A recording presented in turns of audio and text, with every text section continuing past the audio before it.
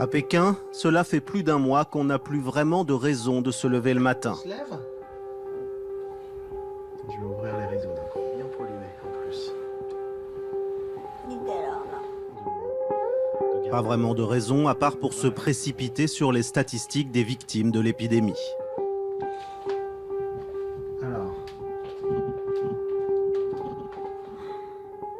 T'as vu 44, presque 45 000 malades vérifiés. Je suis arrivé en Chine comme journaliste en 2007. Je me suis marié avec Lulu, une vraie pékinoise. Nous avons un fils et nous vivons tous les trois dans une résidence du nord de Pékin. Après... Je traverse souvent la Chine pour mes reportages. Mais cette fois, impossible de bouger. Là maintenant, il y a Gotibé, c'est bon quoi.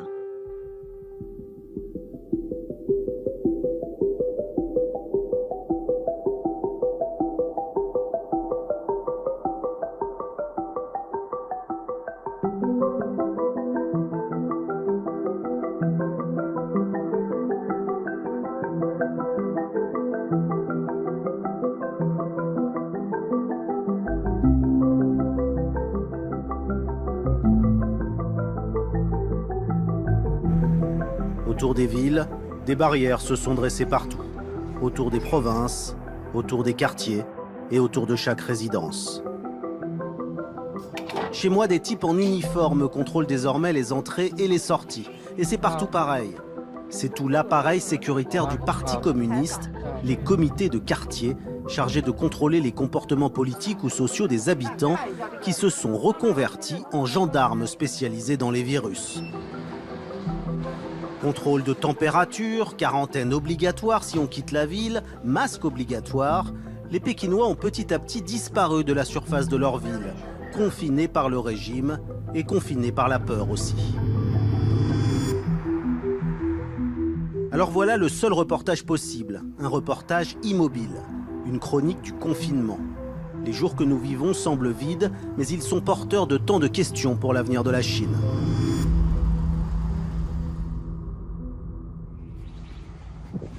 L'une des seules bonnes nouvelles, comme nous vivons ensemble 24 heures sur 24, la solidarité familiale ne s'est jamais aussi bien portée. J'arrive même à solliciter mon fils pour donner un coup de main. On va chercher l'eau ? Ouais. L'eau n'est pas potable au robinet, donc il faut se faire livrer ses bonbonnes presque chaque jour. Et depuis que notre quartier est fermé à toute personne extérieure, il faut aller chercher les bidons nous-mêmes. Mon fils a de la chance, la barrière qui condamne désormais l'entrée en bas de chez nous n'est pas très haute.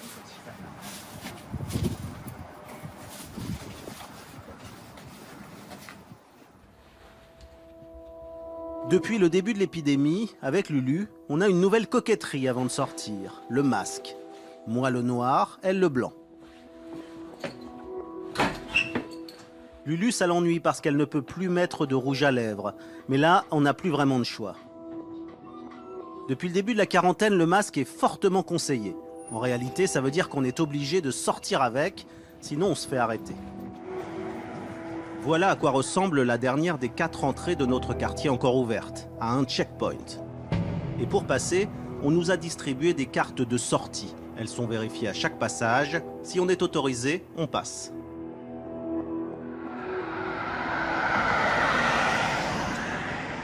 On pourrait croire qu'il est 5 heures du matin, un dimanche à Pékin, mais non. En fait, on est en plein après-midi, un vendredi, pour aller faire des courses.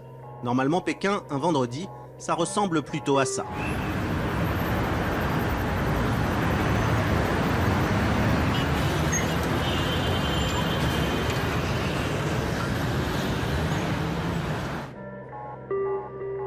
Alors même si ça fait du bien de ne plus être les uns sur les autres, là, on se sent quand même un peu seul.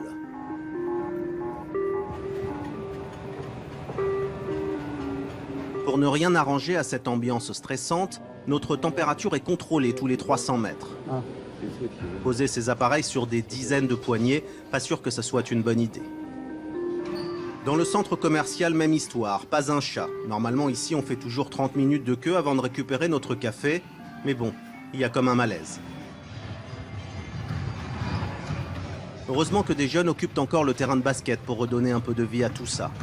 D'ailleurs, je me demande comment ils sont encore autorisés à jouer sans masque. On trouve encore des solutions hydroalcooliques. Mais on ne sait pas pour combien de temps.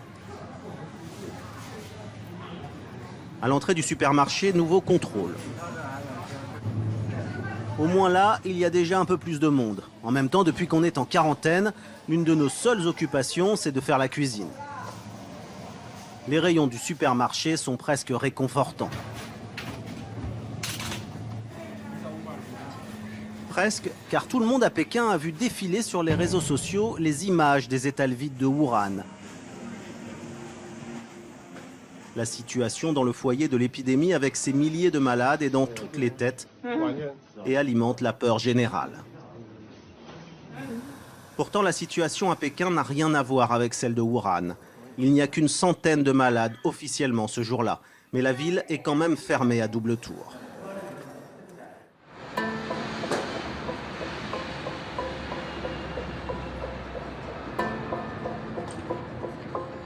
Je retrouve Mademoiselle Li, ma traductrice, dans le métro.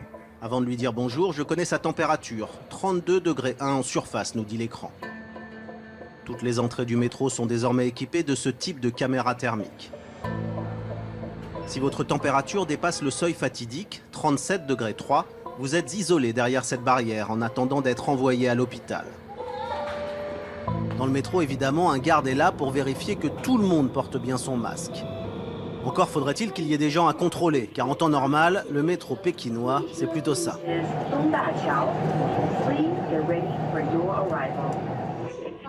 Mais le vrai problème, c'est la pénurie de masques. Nous partons à leur recherche avec Mademoiselle Li. Non, non, là c'est fermé. Allez voir devant. L'avant-garde dit qu'ils sont en rupture de stock. Bonjour, il vous reste des masques? Il me reste des masques électriques. Je peux les voir? Le seul masque qui lui reste coûte 40 €. Il n'hésite pas à nous le proposer. Est-ce que c'est efficace contre le virus? De quel virus tu parles? Eh bien, le coronavirus, l'épidémie. Quelle que soit la qualité du masque chirurgical que vous utilisez, vous devez le changer tous les 2 jours. Tous les 2 jours? Oui, tous les 2 jours, pour être sûr d'être bien protégé contre le virus. Alors qu'avec ce masque électrique, pas besoin de le changer. Vous pouvez l'utiliser sans problème pendant 2 mois. 2 mois. Mais est-ce que je peux acheter le genre de masque que vous portez? Non, je n'en ai plus, vous arrivez trop tard. Pour aujourd'hui, c'est fini, tout est parti. Je peux revenir demain et essayer d'en avoir? Oui, normalement, c'est le principe. Vous pouvez venir tôt demain parce que le nombre de masques à vendre est très limité. Et comme tous les gens du quartier le savent, ils viennent très tôt. Ils sont prêts à faire la queue pour en avoir un. Actuellement, tout ce qui concerne l'épidémie est géré par le gouvernement. Ça veut dire que c'est rationné, les quantités à vendre sont très contrôlées. Vous pouvez arrêter de filmer? C'est mieux si vous arrêtez de filmer. D'accord? L'épidémie rend tout le monde encore plus parano que d'habitude. On retente notre chance quelques blocs plus loin. La situation est encore plus décourageante. Est-ce que vous avez des masques? Ils sont en rupture de stock, il n'y en a plus nulle part. Si tu veux autre chose, ils te le donnent, sinon ils laissent les portes fermées. Ici, les pharmaciens n'ouvrent même plus leurs portes et se cachent lorsque nous tentons de leur poser des questions. Au bout de quelques tentatives, une pharmacienne accepte finalement de nous donner quelques indications. Vous avez encore des masques? Et sinon, quand est-ce que vous en aurez? On n'a aucune information, on ne sait pas quand on en recevra d'autres. Mais comment lutter contre cette épidémie sans masque? La situation est kafkaïenne et explique aussi que la seule solution est d'enfermer tout le monde, ou presque. Je décide d'aller place Tiananmen pour constater la situation au cœur de la ville. Les trottoirs du centre-ville sont fermés, alors seule solution, faire le tour de la place en vélo.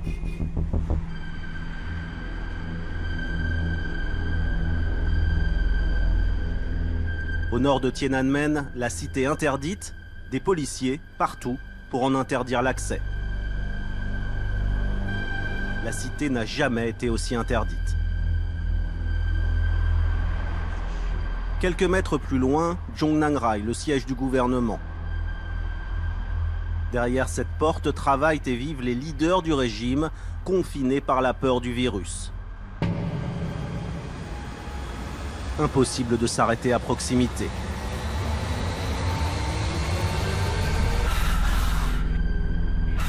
Enfin, dernier virage, le plus impressionnant. La plus grande place du monde, chargée d'histoire, avec le mausolée de Mao au milieu, totalement déserte. Voilà la place Tiananmen comme vous ne l'avez jamais vue.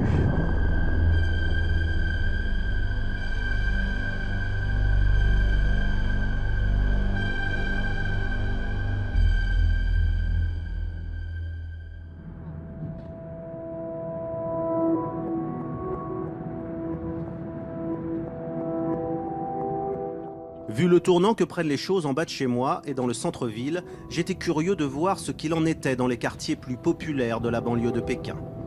La mise en quarantaine est-elle la même?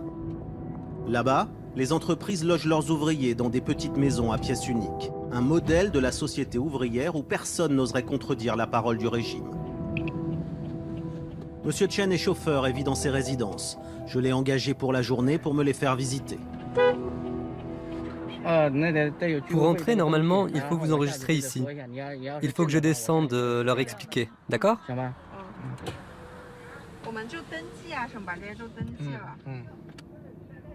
Impossible de pénétrer dans ces quartiers sans laisser passer. Nous essayons d'entrer avec la carte du chauffeur. Ça, c'est mon laissez-passer pour accéder à mon quartier. On n'est pas les seuls à attendre. Tout le monde passe au radar de ces gardiens des comités de quartier. Partout, l'appareil du régime communiste est au service de cette vision sécuritaire de la lutte contre le virus. Les comités d'immeubles et de quartier, les branches locales du parti, gèrent la mise en quarantaine des quartiers touchés.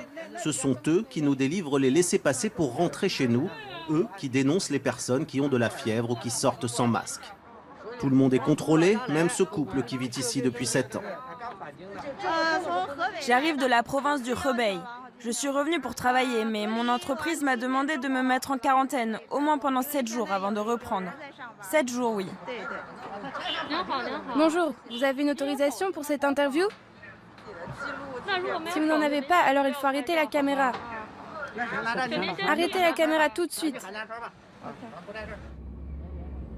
Impossible de rentrer sans les fameux laissez-passer. Nous tentons une entrée moins surveillée.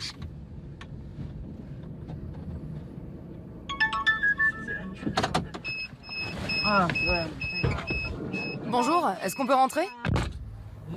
Vous ne pouvez pas entrer comme ça. Je ne sais même pas qui vous êtes. Est-ce que vous venez faire ici? On veut juste aller voir. Si vous voulez rentrer, il faut passer par l'autre porte. Ici, c'est interdit. Les chefs sont tous là-bas. Ah, d'accord.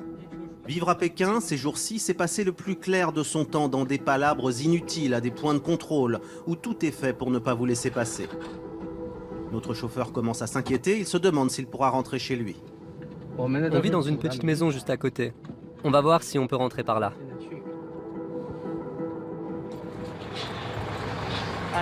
Ça, c'est le point de contrôle. Depuis le début de la crise, les agents des comités de quartier se sont démultipliés. Des volontaires, comme ils se surnomment eux-mêmes, sont venus leur prêter main forte, tous unis derrière la nation pour lutter contre le virus. En réalité, avec ou sans brassard, ils sont payés par la mairie pour s'assurer que tout le monde suit les règles. Les contrôles sont stricts et les horaires d'entrée et de sortie très réglementés. Curieusement, ici on nous laisse passer. Quand les portes sont fermées, tu ne peux plus rentrer, quoi qu'il arrive. Moi, l'autre jour, j'ai dû dormir dehors dans ma voiture. Comme partout, les rues, les passages sont déserts. Difficile de trouver quelqu'un pour nous parler. Seule personne à l'horizon, cet homme qui n'est pas sorti depuis 2 jours. Là, j'ai pris des pommes de terre, des nouilles, de l'ail, du tofu, des légumes. Je suis allé faire les courses. Il faut qu'on en achète plus que d'habitude car nous sommes 3 à la maison et il n'y a que moi qui sors. Je sors tous les 2-3 jours. Allez, merci. Aussi petites soient ces maisons d'ouvriers, tout le monde reste confiné à l'intérieur, sans récriminer. Ordre du régime. Plus au nord, un autre checkpoint nous arrête, cette fois au milieu de la route. Et les gardes aux cheveux ras sont plutôt nerveux. Vous allez où? On va juste là-bas pour faire demi-tour. Il faut prendre la température. Vous aussi, il faut prendre la température. Pas besoin, je viens d'être contrôlée. Si, il faut prendre la température. C'est bon, tu peux faire ton demi-tour.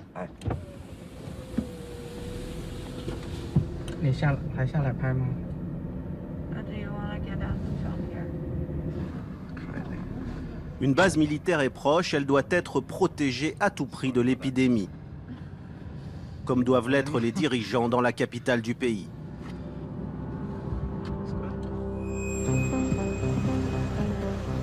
Quand je rentre chez moi, une drôle de surprise devant la porte.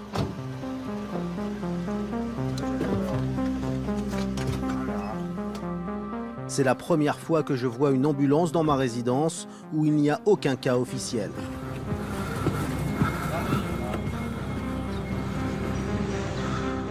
Pour nous rassurer, nous avons désormais la possibilité de vérifier presque en direct s'il y a des malades dans l'immeuble. Plusieurs applications proposent de géolocaliser les malades. Le point bleu, c'est chez moi, chez nous en fait. Et là, autour, c'est des jaunes. C'est la résidence qu'ils ont trouvé des malades. Et pas trouvé en fait, c'est des gens malades qui chez eux. Mais plus le couleur c'est foncé, ça veut dire c'est plus récent. Là, tu fermes, là. Voilà. Chaque petit point rouge représente un cas. Et dans une société chinoise où chacun est surveillé par ses achats, ses déplacements ou la reconnaissance faciale, impossible de passer inaperçu. Okay, c'est là, je clique. Ah, la personne qu'ils ont trouvé malade, qu'il est allé où? Un magasin de fruits, un petit bistrot. Donc c'est 2-3 km de loin. Hein. Moi, je suis là. Donc on va pas traverser 3 km pour acheter une bombe, quoi. Non, ça va. Avec le développement de tous ces nouveaux techniques, ça rend vraiment très pratique pour la vie de tous les jours. Hein, mais quand même, ça fait peur quand même. C'est dans le centre-ville de Pékin que les applications recensent le plus de malades. La grande avenue Wang Fujin est déserte. C'est un peu les Champs-Élysées pékinois. D'habitude, on y croise une foule admirant les grands magasins. Aujourd'hui, les écrans ne diffusent plus de publicité, mais des messages de prévention contre le virus. Au milieu de l'avenue, le marché où l'on pouvait manger brochettes de larves ou de scorpions est fermé derrière cette barrière, où un message affirme qu'une rénovation aura lieu, mais on ne sait pas quand. Pour les commerçants, les journées sont longues. Madame Zhang tient un café, le seul ouvert alentour. Aujourd'hui, je serai son unique client.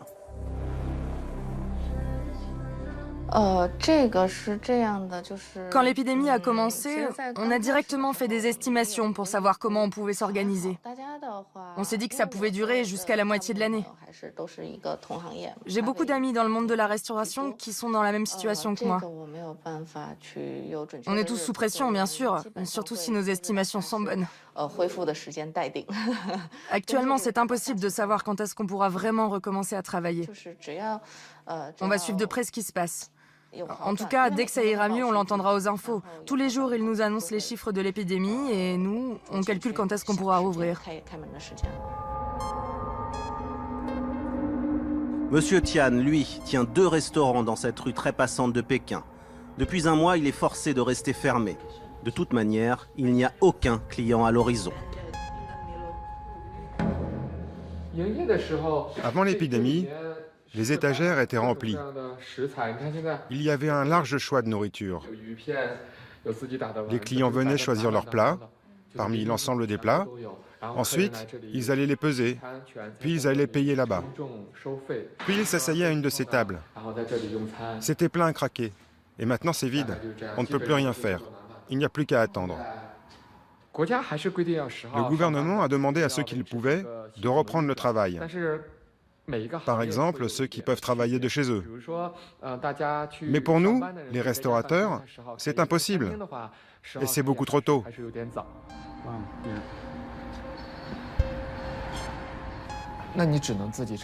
Je n'ai pas d'autre solution que de supporter les pertes financières moi-même. Un ami m'a conseillé de négocier avec mon propriétaire, histoire de diminuer un peu mon loyer. Mais ça me gêne. Mon propriétaire aussi est affecté par l'épidémie. Son argent ne tombe pas du ciel non plus. Comment pourrais-je lui demander une chose pareille?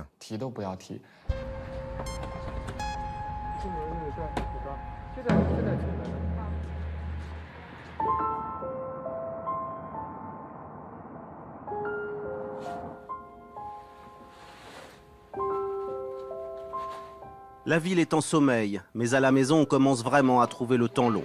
Une petite sortie serait ces jours-ci la bienvenue. Comme personne ne peut nous rendre visite de l'extérieur et qu'en ville tout est fermé, nous décidons d'aller voir notre voisin Gary. On ne se connaît pas vraiment, mais on se salue quand on se croise sur le parking. Hey. Hello, sir. How are you doing? Hard time. Yeah, it's hard time. Have a seat.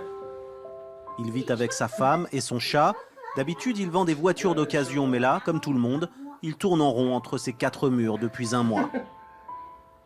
La salle de sport est fermée, les restaurants sont fermés, et même le coiffeur est fermé. Alors, c'est vraiment pas pratique. Alors je fais de mon mieux pour trouver des choses intéressantes à faire à la maison. Je joue aux jeux vidéo, je fais du sport. C'est tout, hein. C'est vraiment ennuyant. Ah, je m'ennuie tellement. Gary est autorisé à sortir, mais il ne met pas le nez dehors, il est trop inquiet. Tous les jours, je me réveille. La première chose que je fais, c'est regarder le nombre de morts. Ouais, tous les jours. Vous savez, je me sens vraiment concerné par ça.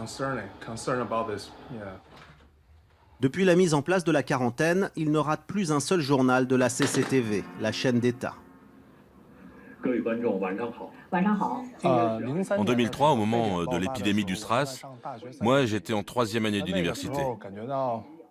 À l'époque, je trouvais que les gens avaient moins peur que maintenant. C'est sûr, maintenant les gens sont bien plus effrayés par cette épidémie que par celle du SRAS. Les gens disent que si le climat a changé, c'est d'abord à cause de WeChat. Ils disent qu'à cause des réseaux sociaux, on communique beaucoup plus aujourd'hui. Et donc, on se transmet surtout notre peur. À l'époque du SRAS, il n'y avait pas de réseaux sociaux. En 2003, les officiels de Pékin, ils ont commis de graves erreurs. Ils ont caché la vérité. Ça a posé de gros problèmes. Mais cette fois, je pense qu'ils ont fait des progrès et qu'ils gèrent plutôt bien la situation. Mais bon, peut-être qu'au début, quand même, ils ont un peu essayé de cacher des trucs. Je sais pas. Transparence ou pas, les infos reçues par Gary suffisent à le convaincre de rester enfermé chez lui. Tous les soirs, la chaîne d'État diffuse des images sur l'état de la crise. On voit l'intérieur des hôpitaux, des malades, mais surtout une coordination parfaite entre l'armée et les médecins. On voit des images à l'extérieur aussi, dans les villes, où l'appareil d'État réagit évidemment vite et bien. On passe même la serpillière dans la rue et le Premier ministre donne l'exemple. De quoi donner à tous l'impression que la situation est sous contrôle. Chaque jour qui passe, Pékin est de plus en plus désert. Ces rues sont normalement submergées par un flot de voitures et de consommateurs, presque 24 heures sur 24. Aujourd'hui, rien. Un silence de mort. Cette banderole affirme que tout le monde est uni et que grâce à cette confiance et à une stratégie scientifique du pouvoir, l'épidémie sera vaincue. C'est l'obsession du régime, que la peur du virus n'entraîne pas de troubles sociaux, de critiques des dirigeants. Le parti semble plus effrayé par le virus de la liberté que par celui de la pneumonie. Alors la censure a durement frappé ceux qui tentaient de donner des informations sur les réseaux sociaux. C'est le cas du blogueur Fang Bing que la police est venue arrêter chez lui. La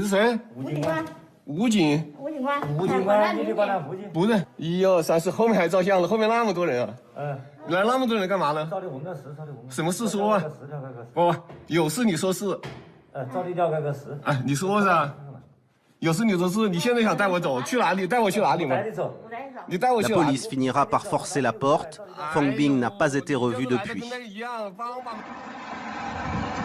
Depuis le début de la crise, le blogueur filme tout ce qu'il voit à Wuhan et le poste sur les réseaux sociaux. Il rentre dans les hôpitaux, il montre des corps entassés, des malades à l'agonie et une équipe médicale dépassée. Le tout sans aucun filtre. Et ces posts sont suivis par des centaines de milliers de Chinois. Ils condamnent ouvertement l'inefficacité du gouvernement.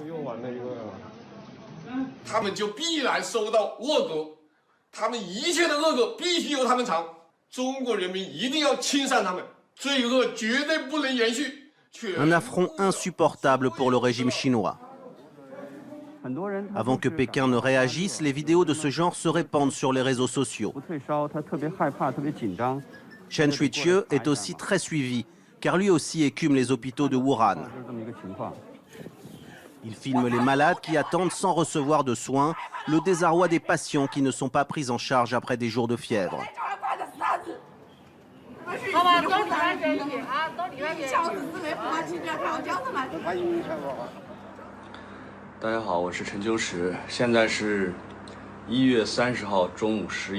Cette vidéo est la dernière qu'il postera avant de disparaître en quarantaine forcée.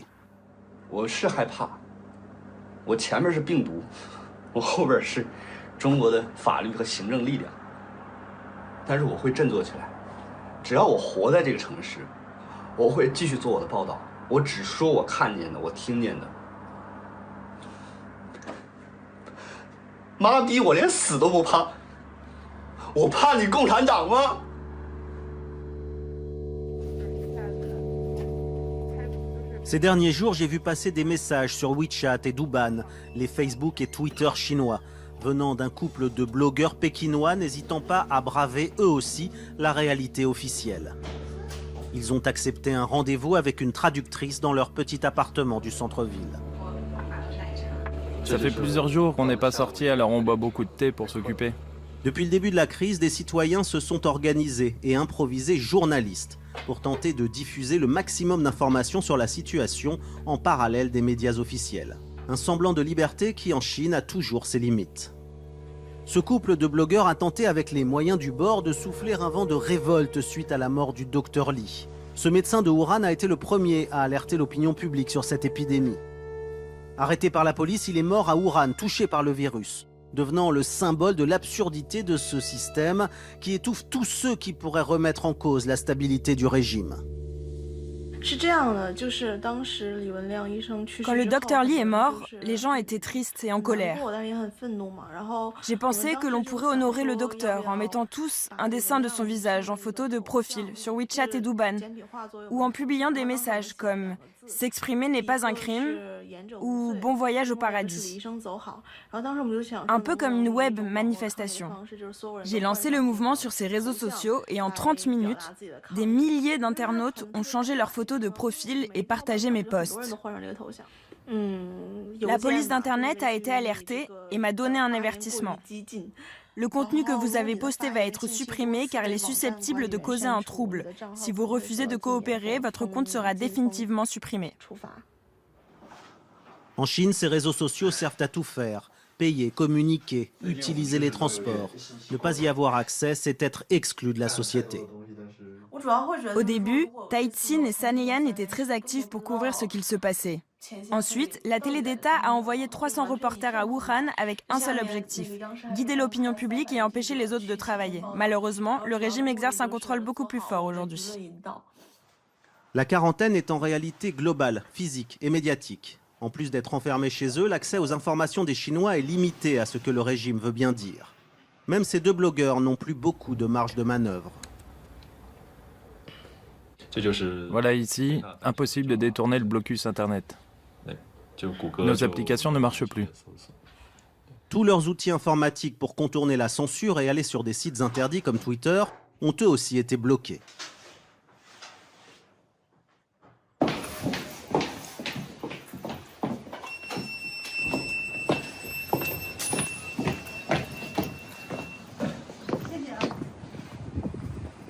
Déjà 2 semaines de quarantaine. En plus d'être fermées, les entrées de la résidence sont maintenant grillagées, barricadées par 2 mètres de hauteur de ferraille verte. On ne pouvait déjà pas passer avant, mais là au moins, ça a le mérite d'être clair. Voilà notre petite danse quotidienne, un défilé incessant de livreurs qui viennent nous apporter nos vivres par-dessus la grille. Et pour les bidons d'eau potable, c'est de plus en plus laborieux. On se sent tous les jours un peu plus coincé.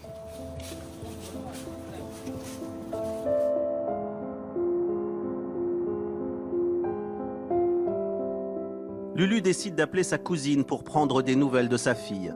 Depuis plusieurs semaines, la petite fille de 7 ans est confinée dans l'appartement familial.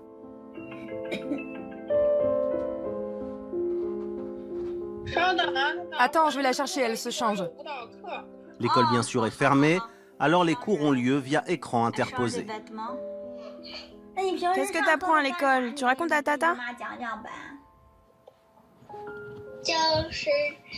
Je m'installe sur la table et j'allume la télé. J'apprends mes leçons grâce à la télé. Et puis quand c'est fini, la maîtresse nous donne des devoirs. Vous communiquez comme nous en ce moment à travers le Skype? Non, avant c'était comme ça. La maîtresse pouvait nous voir, mais maintenant on fait tout à travers la télé et la professeure ne peut plus nous voir. La cousine de Lulu nous envoie quelques images du quotidien de sa fille. Tong Tong est un enfant unique et son quotidien de confinement est organisé à la minute près. Réveil à 8 h, petit déjeuner, puis c'est l'école virtuelle toute la matinée. Et comme lorsqu'elle rentre en classe, la journée d'école commence par une séance de gymnastique.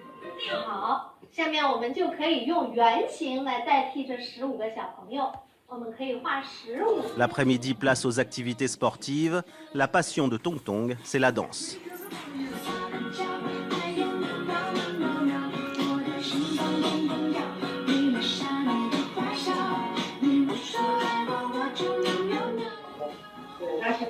Ne force pas tes mouvements. Regarde, fais comme moi. Mais là, comme elle ne peut pas sortir, son prof, ils ont fait un truc en ligne. Les enfants, en direct en fait, ça. C'est pas enregistré, hein, c'est en direct. Et du coup, les enfants, il apprend comme ça. Qu'est-ce qu'elle porte sur la tête, ta prof? Un bandana. Elle ressemble à une actrice de l'opéra de Pékin.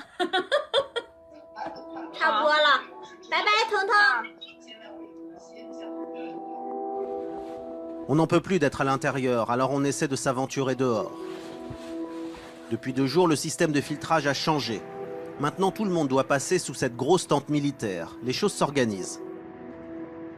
On change la couleur de nos cartes en fonction des malades qui ont été repérés dans les zones alentours. En ce moment, on est vert pistache, sans trop savoir ce que ça veut dire.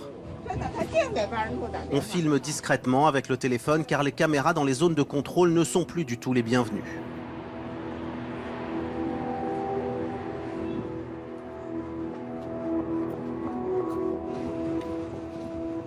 Dehors, c'est encore pire qu'avant. C'est de plus en plus désert. Et les seules âmes que l'on croise ont soit un brassard rouge, soit contrôlent notre température. Ok.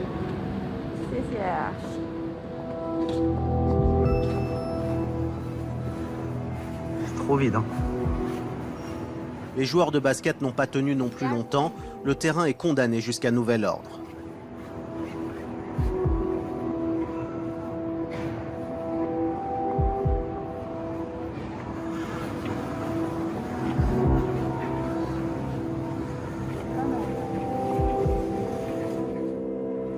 Non, donne-moi la mienne.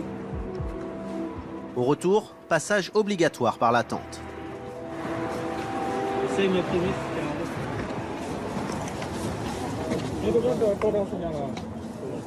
Votre carte, ça fait combien de temps que vous l'avez? Quoi? Vous êtes sorti de Pékin? Non, non, non, non. Je vais vous changer de carte. On va changer 2 nouvelles cartes pour eux. Leurs cartes sont trop anciennes.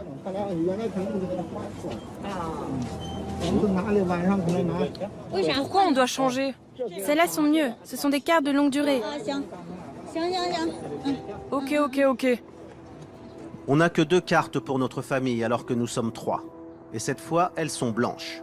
Bon ou mauvais signe, impossible de le savoir, mais on ne va pas se plaindre, certains n'ont qu'une seule carte par famille et ne sont autorisés à sortir qu'une fois tous les 2 ou 3 jours.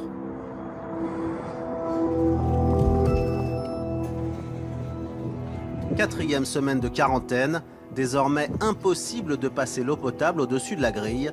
Chaque jour qui passe, la Chine se barricade un peu plus.